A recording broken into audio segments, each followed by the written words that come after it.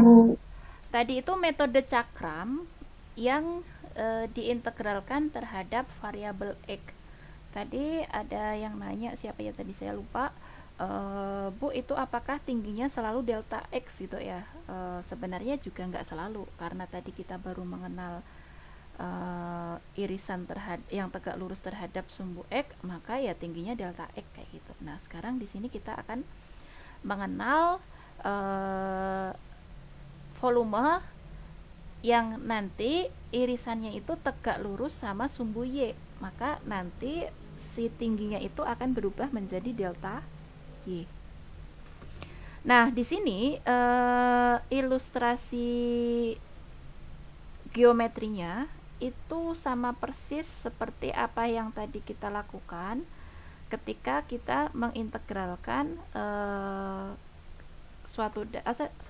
menghitung volume dari hasil perputaran suatu daerah yang diputar terhadap sumbu X. Nah, mungkin di sini saya kasih penjelasan dulu sekilas ya, bagaimana asal mula dapatnya ini. Nah, di sini kalau tadi kita punya suatu fungsi Y sama dengan fx, untuk kasus ini sekarang kita punya fungsinya X dalam variabel Y, kayak gini. Nah, kemudian Y-nya ini dia terdefinisi dan kontinu pada interval di antara C sampai D. Nah, sehingga nanti ketika kita gambarkan pada bidang XY, ini ada sumbu X, ke sana sumbu Y, kayak gitu ya. Kemudian batasnya di sini kita tuliskan dari C sampai D. Nah, kemudian si benda itu, fungsi itu misalnya kayak gini ya. Jadi di batasan ini kita punya fungsi, yaitu fungsi ini itu adalah X sama dengan Fy, kayak gitu. Lalu daerah yang di sini, misalnya daerah R ini diputar terhadap sumbu Y, maka nanti kita mengambil irisannya itu adalah tegak lurus sama sumbu Y. Berarti kita ambil irisan persegi panjang di sini, kita iris di sini kayak gitu. Maka nanti satu persegi panjang ini ketika saya putar-putar terhadap sumbu Y, maka saya akan mendapatkan ya ibaratnya lempengan kayak gini nih. Oke, saya akan mendapatkan lempengan seperti ini. Nah, lempengan ini dia tebalnya berapa? Ya mengikuti tebal irisan persegi yang kita ambil ini. Tebalnya apa? Ya delta Y. Berarti tebal dari ini itu adalah delta Y. Lalu dengan cara yang sama seperti tadi, maka lempengan ini akan memiliki jari-jari. Jari-jarinya ini hati-hati. Jari-jari ini adalah sekarang jarak antara kurva dengan sumbu putar.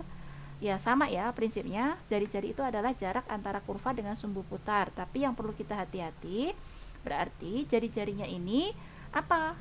Kalau tadi diintegralkan terhadap sumbu, diputar terhadap sumbu X, maka jari-jarinya itu diambil dari kurva atas dikurangi kurva bawah. Nah, sekarang kalau di sini apa jaraknya? Kurva Fy kanan dikurang ya. 0. Kurva kanan dikurangi kurva kiri. Kirinya sumbu Y. Sumbu Y itu sama dengan X sama dengan 0, berarti Fy kurang 0. Dengan demikian, di sini kita dapat R-nya itu adalah Fy. Sehingga satu lempengan ini kita bisa mendapatkan satu delta volume. Satu delta volume itu berarti luas dikalikan tinggi. Luasnya itu ini adalah luas lingkaran, yaitu pi R kuadrat dikalikan tinggi. Tingginya delta Y, kayak gitu. Nah, berarti nanti dalam satu irisan ini kita akan mendapatkan volume dari benda putar itu. Ketika irisnya kita lakukan untuk semua daerah, maka kita akan mendapatkan volume itu adalah apa? Ya ini semua. Kalau R-nya kita ganti dengan si Fy dikuadratkan delta Y. Berarti nanti volumenya itu adalah Pi Fy dikuadratkan dy. Batasnya dari mana? Dari C sampai D. Seperti itu kurang lebih konsepnya. Bisa dipahami?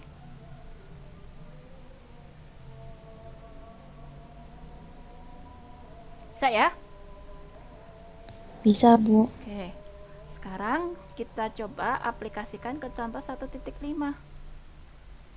Sebelum menggambar kita harus identifikasi daerahnya dulu. Daerahnya dibatasi oleh apa, Ridwan? 1 sampai 4. Oke. Kurva dulu ya. X sama dengan 2 per Y, kemudian Y-nya dibatasi dari 1 sampai 1 sampai 4. 4. Selain itu sumbu Y. Nah, kalau ini kita gambar, kita bawa ke bidang XY. Ini sumbu X, ke sana sumbu Y. Nah, pertama apa yang harus kita lakukan, Aji?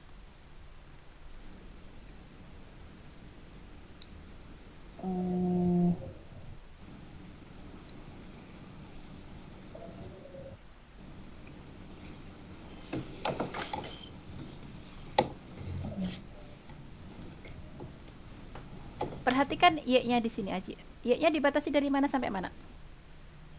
1 sampai 4. Oke, 1 sampai 4. Berarti kita ambil grid ini 1, di sini 4, kayak gitu ya. Dibatasi kayak gitu. Kemudian kalau kita perhatikan, ini persamaan fungsinya apa itu, Aji? X sama dengan 2 per 2 per Y. Y. Nah, sebelum UTS kita sudah familiar dengan bentuk ini akan kita ubah, maka Y-nya jadi apa? 2 per X kayak ini. Nah, maksud saya arahnya ke sini nih. Sebelum UTS kita sudah mengenal atau sudah familiar dengan kurva Y sama dengan 1 per X. Kurva dari grafik ini kayak gimana? Ada yang ingat?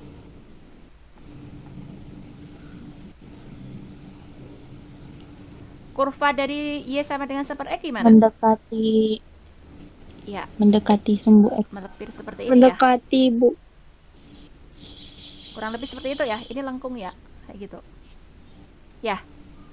Nah, sekarang kasus yang kita hadapi itu kurva Y sama dengan 2 per X. Berarti kurvanya kayak gimana itu? Berarti karena ini dari yang awalnya dia lebih dekat ke sumbu Y, berarti dia agak geser. Ya, ditarik sejauh 2 kayak gitu ya. Ya, kurang lebih nanti gambarnya jadi gini. Nah, lalu yang di sini kemana? Ya, ini nggak perlu kita pakai. Karena apa? Karena Y-nya dibatasi dari 1 sampai 4. Kalau di sini itu Y-nya negatif. Seperti itu, Aji ya. Iya, Bu. Oke, kemudian ini kalau kita perhatikan dia itu melipir ke sana, batasnya dari sini. Oke, daerahnya ini 1, di sini 4. Udah ditulis ya. Nah, kemudian dia diputar Iya. sumbu Y. Selain itu batasnya ada sumbu Y itu. Berarti ini nanti diputar kayak gitu. Nah, daerahnya di sini nih, daerah R-nya. Nah, berarti ngambil irisannya tegak lurus dengan sumbu apa? Kalau diputar terhadap Y, kita mau menggunakan metode cakram. Berarti tegak lurus pada sumbu X, Bu. Mau kita Enggak, Bu. putar terhadap Berarti sumbu Y? iya dong, Bu. Ya, benar sekali.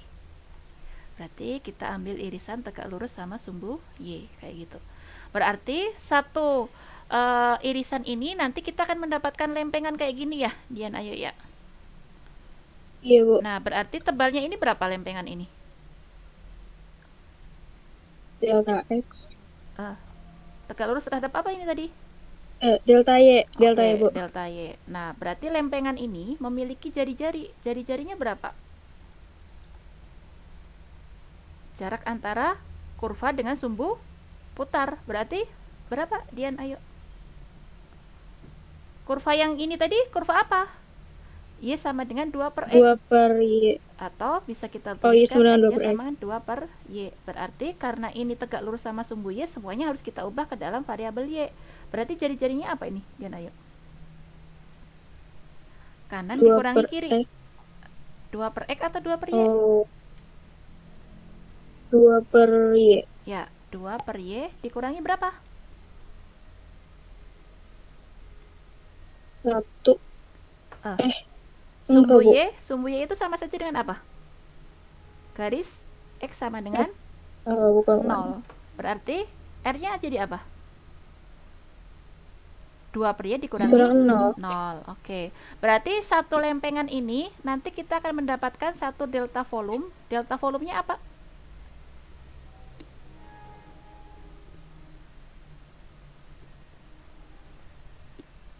Integral. Sebelum integral, delta volume ini apa? Satu lempengan ini aja dulu. Apa tadi prinsipnya?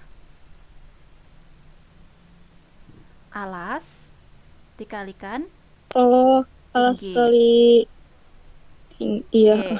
Alasnya sekarang suatu lingkaran kayak gini. Luas lingkaran apa? PR kuadrat. Oke, PR kuadrat. Tingginya siapa?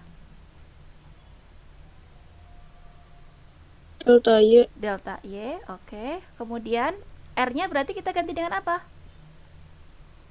2 per Y Di kuadratkan delta Y. kuadrat kan. Oke. Ini 1, Oke. I, Bawahnya. atasnya 4. Oke. Ini fungsinya I kali 2 per Y kuadrat dikali delta Y. deltanya kalau sudah integral berubah jadi D. Oh, DY. Oke. Coba integral. Hitung Zakia, berapa ini? P-nya keluar, integral dari Ingat, 4 per integral dari 4 per 4 per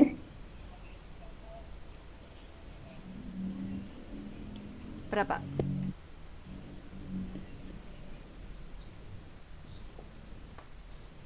Dua per Y dikuadratkan dapatnya berapa Zakia?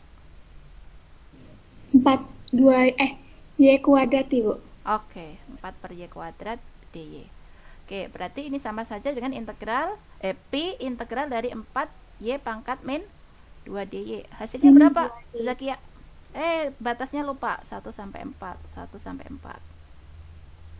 Oke, ini hasilnya apa Zakia integralnya?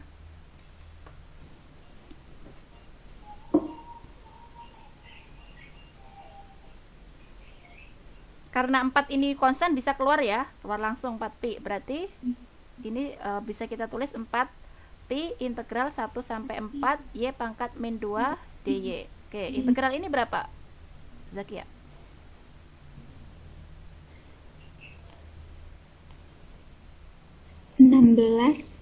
Sebelum jangan dihitung dulu, ini dulu, integral ini dulu. Hasilnya apa? Batasnya jangan disubstitusikan dulu.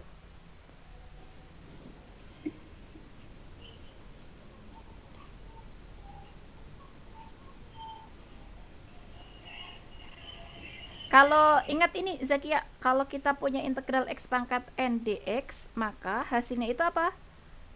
1 per n plus 1 x pangkat n plus 1 plus c. Tapi karena ini ada batasnya, berarti kita cukup ambil ini aja. Perhatikan polanya, di sini n-nya berapa? N-nya min 2. Oke, berarti jadi apa ini? Integral y pangkat min 2 jadi berapa ini? 1 per min 2 plus 1. Oke. Y pangkat min 2 plus 1. Oke. Jadi berapa di sini?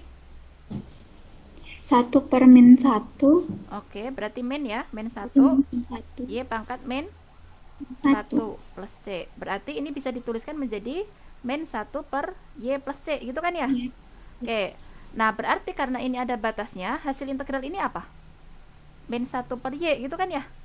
Batasnya substitusikan dari 1 sampai 4. 4. Oke, coba Zakia hitung berapa itu? Berarti min 1 per 4. Oke. Min Min 1 ya? 1. Oke, berapa ini? Min 1 per 4 plus 1. Jadi berapa? Berarti min 3 per 4. Oke, dapatnya berapa ini?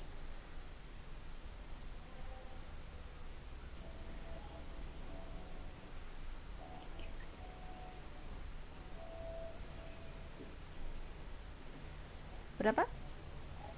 Ini bisa dicoret nggak Zakia? Oh ya bisa Ibu. Berarti Dapatnya pi. Oke, seperti itu ya, Zakia. Iya, Ibu. Oke, sampai situ ada yang mau bertanya?